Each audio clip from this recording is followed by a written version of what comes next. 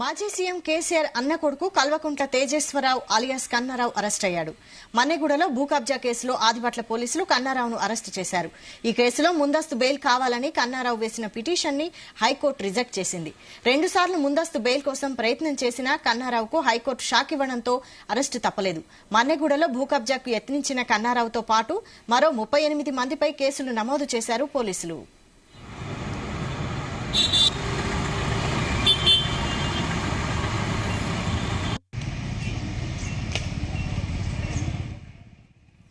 తనపై non bailable సెక్షన్ల కింద కేసు నమోదు చేశారని తెలిపారు కన్నారావు.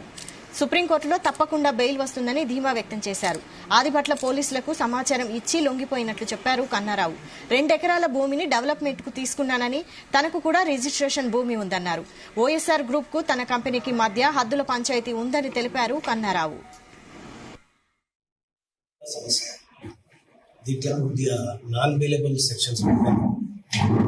అత్యున్నత న్యాయస్థానాన్ని ఆశ్రయించడం జరిగింది.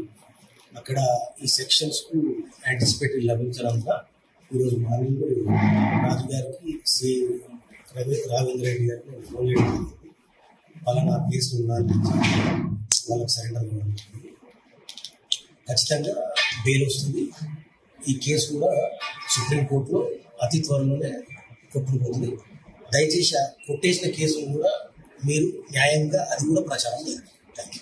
భూమి నేను డెవలప్మెంట్ తీసుకుంటా, అదొక దాని గురించి ఎన్ని ఎకరాలు? 2 acres. 2 acres. మీకు అలా గొడవ ఏంటంటే వాళ్ళకు కూడా అలా రిజిస్ట్రేషన్, మనకు కూడా రిజిస్ట్రేషన్ ఉంది.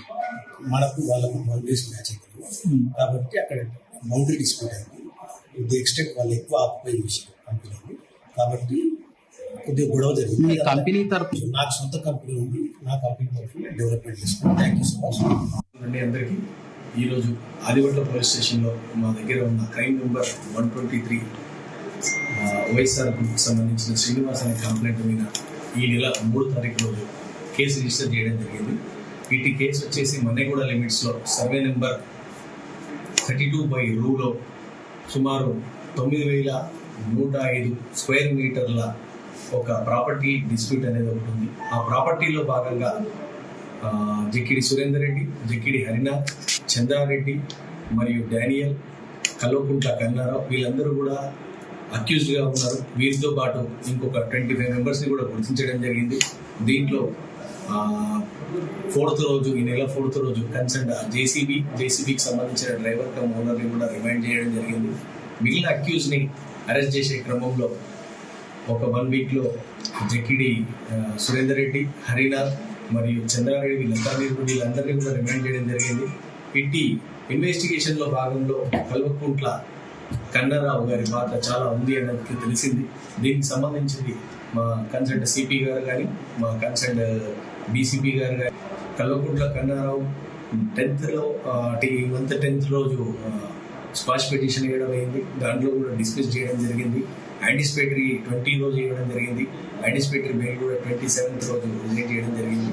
దీంట్లో క్రెడిబుల్ ఇన్ఫర్మేషన్ ప్రకారం నిన్న రాత్రి పలానా ప్లేస్లో ఉన్నాడు అని చెప్పేసి అంటే మేము వెళ్ళి వెక్కి నిర్వహించడం జరిగింది. ఈ రోజు ఉదయం సమయంలో కల్వకుంట్ల కన్నారావు గారిని ఆదిబట్ల పోలీస్ ఎస్ఐ రాజీ గారి టీం అప్రిహెండ్ చేయడం జరిగింది. అతన్ని అప్రిహెండ్ చేసి కన్ఫెషన్ రికార్డ్ చేసి కోర్టు ముందు ప్రొడ్యూస్ చేయడం జరిగింది.